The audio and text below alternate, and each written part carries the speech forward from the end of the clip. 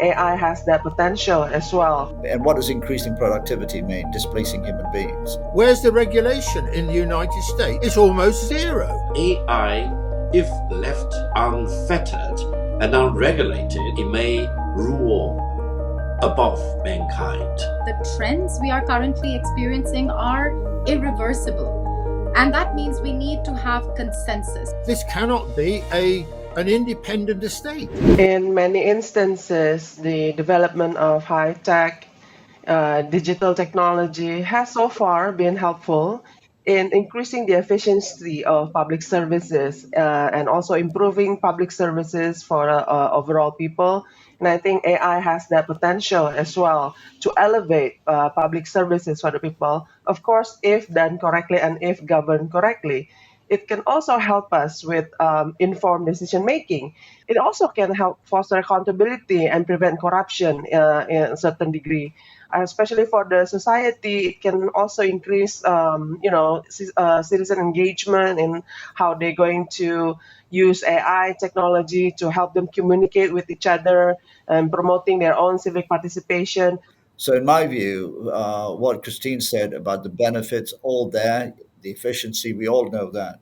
But let's face it, the value of the technology and why the valuations are so great is because they essentially, in the highest level, increase productivity. And what does increasing productivity mean? Displacing human beings. We talk about the internet and social media, the negative consequences of how these are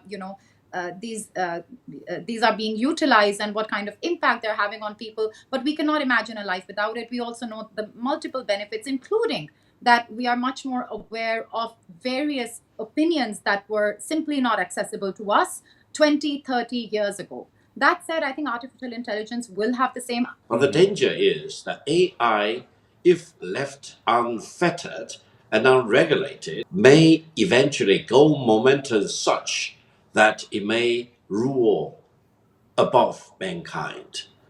And this is a very profound question, and all of us really need to pause and think about it. And mankind as a whole need to come up with a way of how to deal with that. And time is actually running out.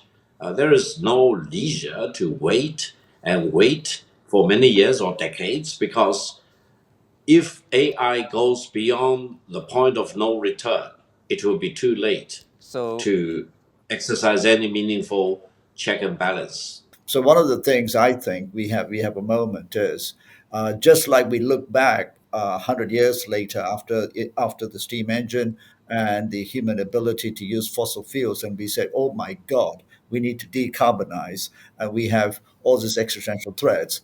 And as Victor said, but we don't have 100 years to learn the lesson. My view is that AI has a lot of potential to do certain things, but my God, it has to be regulated so strongly.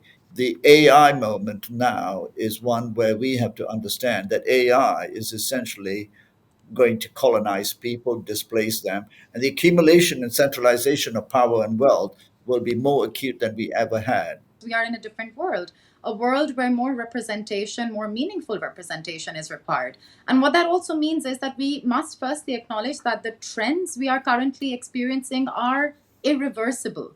And that means we need to have consensus. We need to have consensus between countries, international level consensus that is inclusive on how exactly are we going to impose ethical boundaries on the further, development of artificial intelligence.